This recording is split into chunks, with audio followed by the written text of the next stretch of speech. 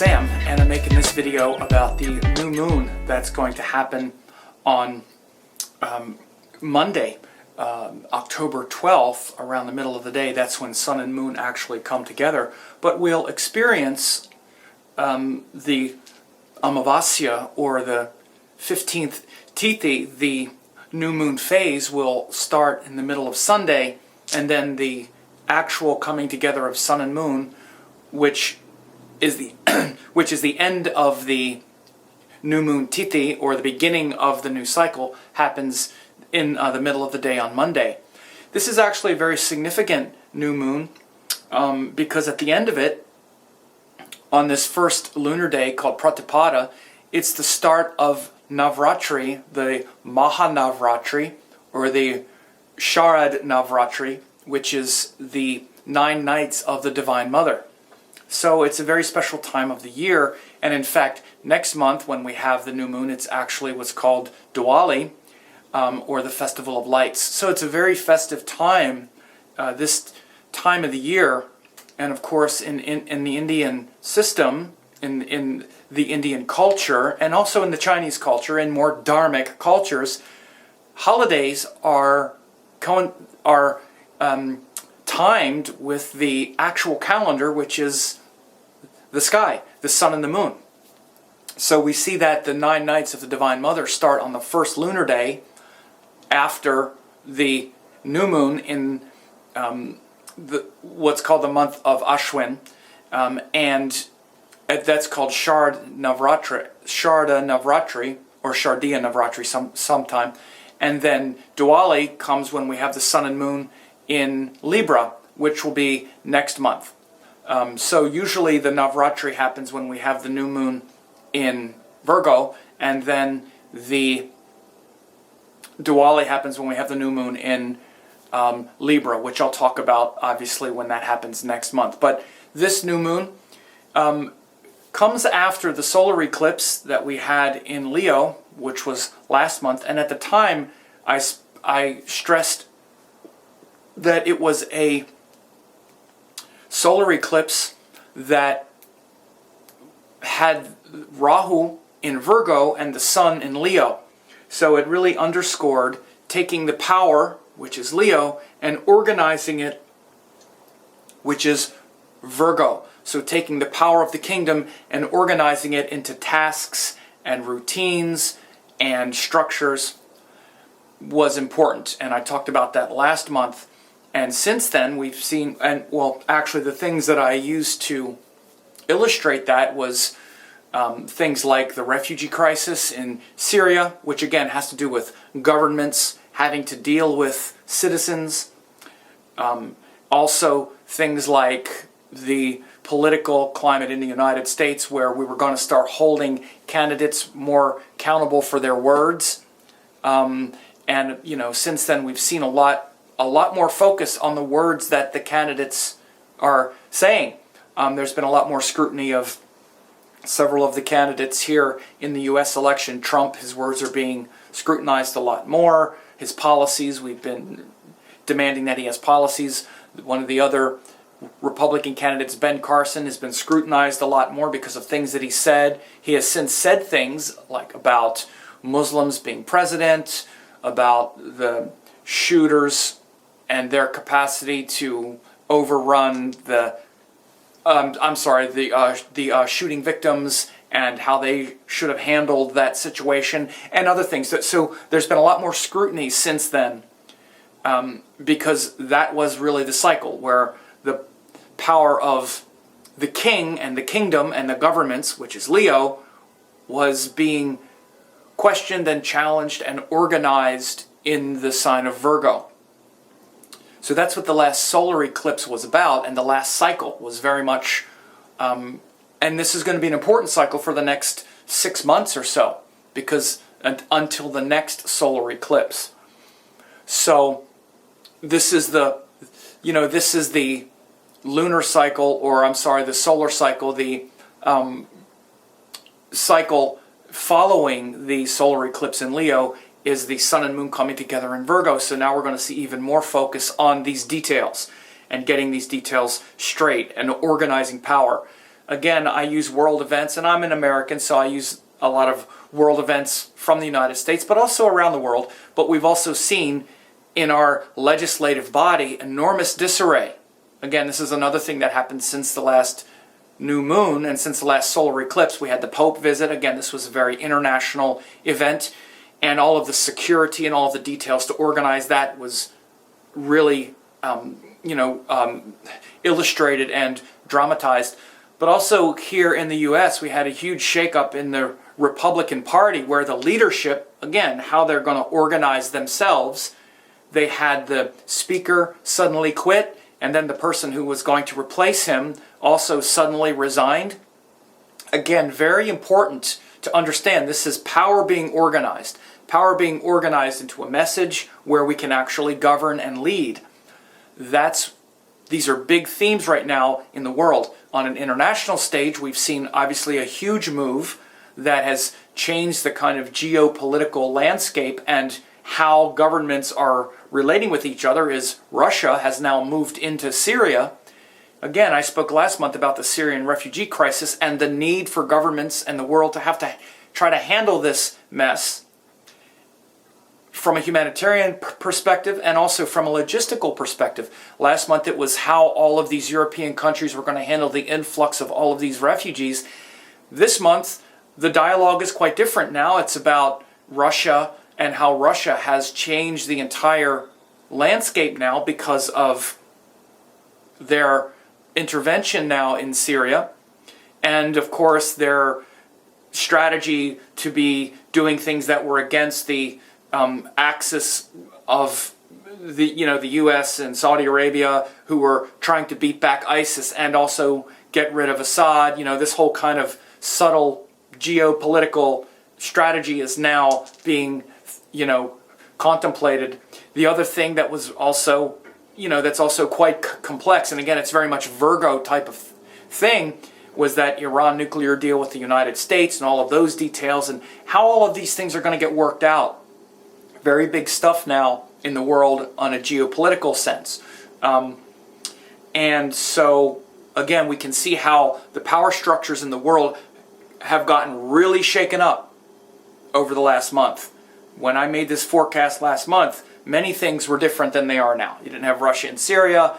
You didn't have this shakeup in the Republican candidacy, in the Republican Party here in the United States, in the Congress.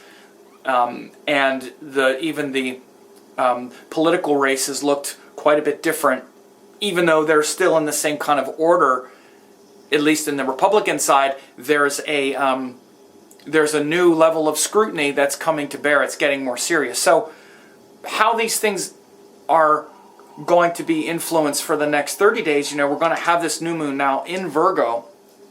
So you're going to see even more focus on organizing these structures. And of course, you want to use these as metaphors for your life. It's not just, I talk about world events because they can filter out, they show scenarios in your life as well.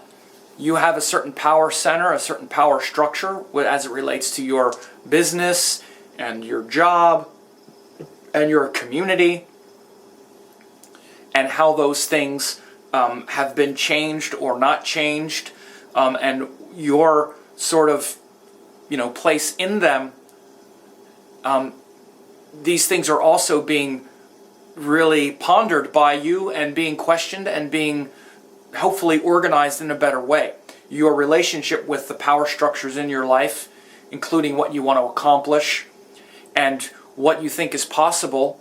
Are you overwhelmed by all of the possibility? Like, for instance, being overwhelmed by refugees? Or, do you have a decisive plan to go in there and support what, the vision that you want to bring into the world, which would be analogous maybe to, the Russian action in Syria. Again, people that are hearing this realize I'm saying what's going on. I'm not judging any of it as good or bad. So if you're going to make those kind of comments, please don't. I'm looking at the maneuvers, and I try to look at them as objectively as possible in the sense that these are the energies that are happening. So because we can all, I've made a lot of bold moves in shoring up certain power structures in my business and in my life, which includes things like fitness. You see I'm wearing a Fitbit. This is my Fitbit. One of the ways that we organize the power structures in our life is by getting healthy. So I've gotten a Fitbit. Also other things like my websites and all of these things that allow me to communicate with the world. I've been putting a lot of time and energy into those things. Also communicating with my new certification course members and organizing that power. This has been where a lot of my attention has been the last several weeks. You've noticed I haven't done as many forecasts. I apologize, they haven't been as frequent. I'm still doing at least one a week, and I'll probably start, increasing them, back to my normal level of a couple times a week. But it's because I've been behind the scenes organizing these things, and Mercury had been retrograde. One of the big things that has also changed with this new moon in Virgo is Mercury is moving forward now. Mercury is direct. Mercury is the ruler of this new moon because Mercury rules Virgo. So that means Mercury rules the sun and the moon and also Rahu in Virgo at the time of this new moon. So with Mercury being exalted and also now moving direct, we can really see a lot of progress moving forward in these things that hopefully you've been doing. Because what I stressed last month when I did the new moon forecast is that it's a time to really organize the power.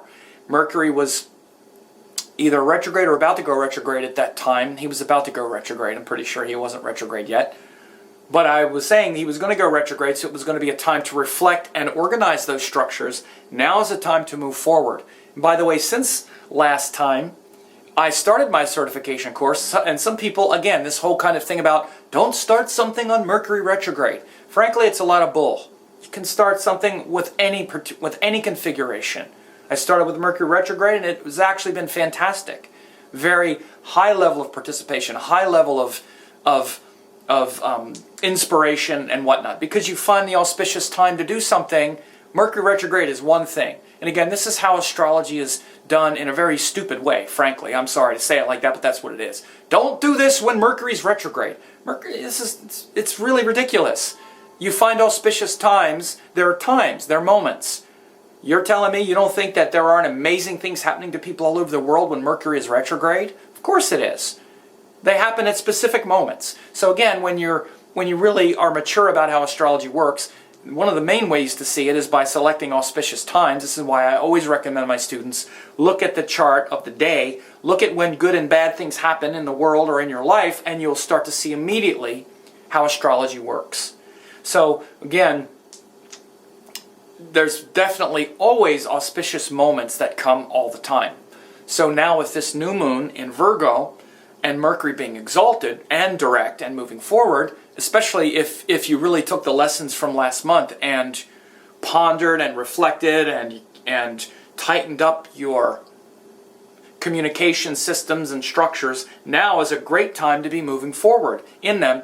And if you're doing that, or if you had done that, you'll already see that the timing of this is happening very naturally. The last several weeks you've been reflecting and organizing things and making sure everything is tight in preparation for moving forward. And now is a great time to move forward.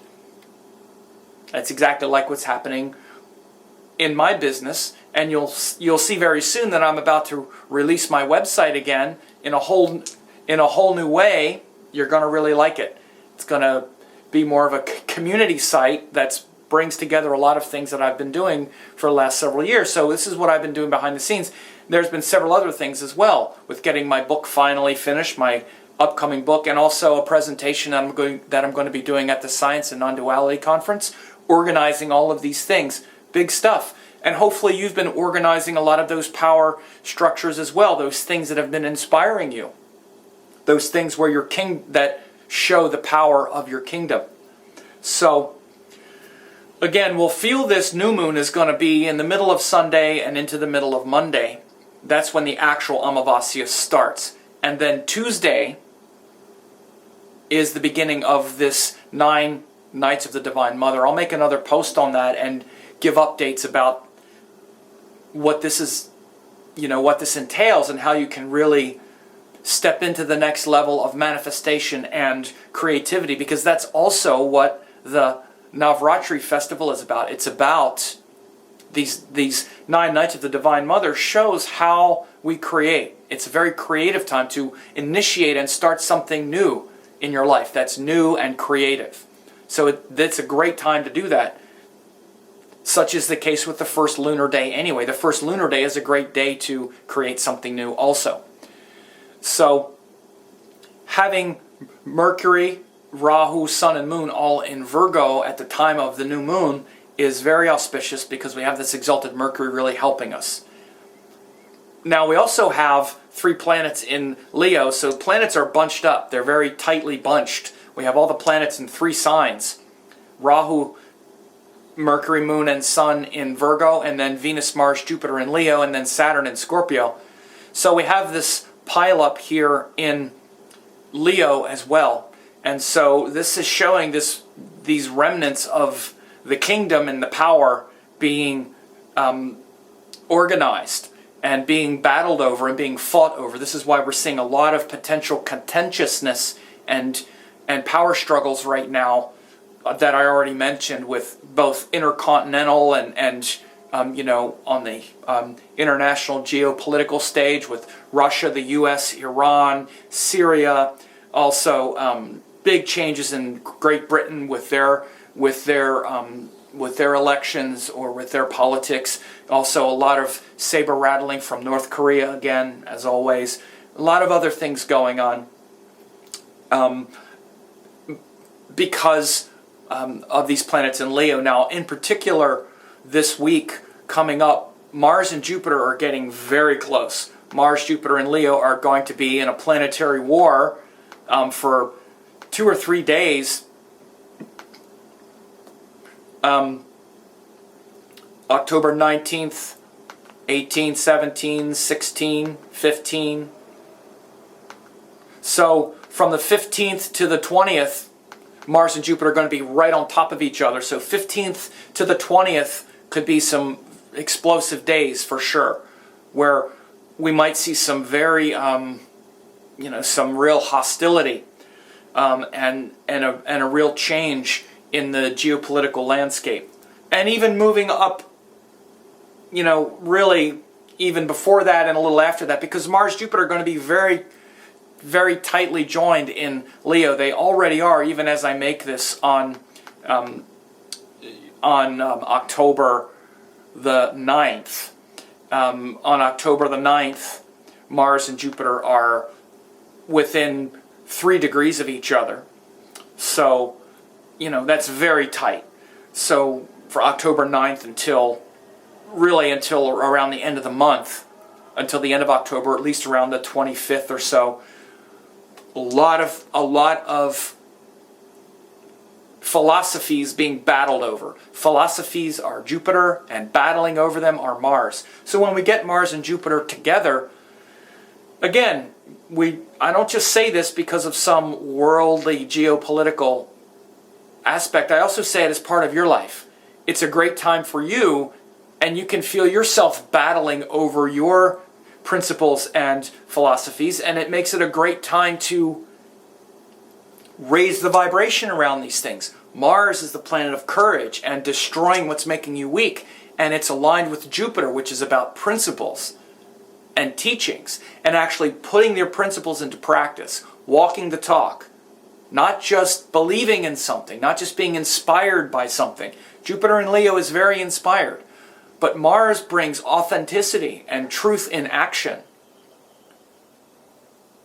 So truth in action aligned with your higher beliefs and principles is very powerful. So again, I want you to see how these things are similar, because, for instance, if we look at the geopolitical situation, instead of looking at it just as, well, there could be a battle, why is there a battle? Where there's a battle because there's the United States, let's say the US and Russia, there's the United States ready to battle for their principles. Ready to battle, Mars, for their principles, Jupiter. In Leo, which is government, as I said, governments which have the power, ready to battle Mars over their principles, Leo. Then you take the same thing and say Russia. Their government ready to battle over principles. You say Iran, their government ready to battle over principles. Syria, government ready to battle over principles. Let's not forget Israel, ready to battle over principles, and that could be a big one, a big catalyst for these kinds of things as well. So again, I talk about the politics because you can see, we tend to see the difficulties when we look in the geopolitical stage. You can use the same example for what I'm saying about the Republicans in the United States, where they're battling over principles. If people who don't know, most people that listen to this are Americans, but those of you who don't know, we have a two-party system, the Republicans and the Democrats. In the Republican Party right now, they're totally split, where there's a very hardcore right-wing ideological wing of their party, which is ready to like shut down the government and have absolutely no compromise with anything that has to do with something other than a very conservative hardline position, ready to defund the government because of a thing called Planned Parenthood or Obamacare, or really any kind of thing that does not adhere to their hard right principles. So within that, even within an ideological framework, there are people willing to battle over their hardline perspectives. So again, you can bring this into your life and see where are you also being polarized and doing battle with things that are maybe where you're perhaps inflexible. Because you have these beliefs as well. You have these hardcore beliefs. And again, when we have good teachings and high principles, and our teachings are pure, like things like yoga and higher universal teachings, then the power of Mars is putting those things into practice. But then Mars is not defending something external, it's something internal, where we're more disciplined to get up and do our practices and wear a Fitbit and make sure to walk 10,000 steps a day and eat right and all of these things, right? But when our teachings are impure, or it's just about like religion and belief, nothing wrong with religion, but if it's just dogma, then Mars is just defending some dogma, and we get into fights and battles and arguments over it. That's the difficult quality of Mars. And again, we can see this also in all the political rhetoric and all of the battles. We had this shooting here in the U.S. Again, this happened with Mars and Leo, where someone sort of went off the deep end. He was a sad character, but he had, looked at certain kinds of propaganda and things like that. He was actually looking to be a celebrity. He was kind of enamored with these kinds of celebrity shooters. By the way, I haven't really talked about the implications of Venus and our relationships with others and the potential to really destroy relationships now. We need to be careful doing that because of our principles and because of our desire to destroy and walk the talk with integrity, because Venus is in Leo, and Venus, which is about manners and politeness and courtesy, is something that could really be getting sacrificed in the middle of that for a while. Venus is going to continue through Leo. Venus and Mars are actually going to enter Virgo in a few weeks, like in early November. So we're going to be experiencing a lot of that Venus, Mars, Jupiter in Leo until like November the 3rd, when both Venus and Mars go into Virgo at the same time. So I'll talk more about that later, but this is getting a little long, so I don't want to keep going. But this is where we are right now. A lot of big things going with this new moon. New moons are always a benchmark because they show a new cycle. Go back and look at the new moon solar eclipse forecast that I did last month and look and see what happened since then, if you want some perspective.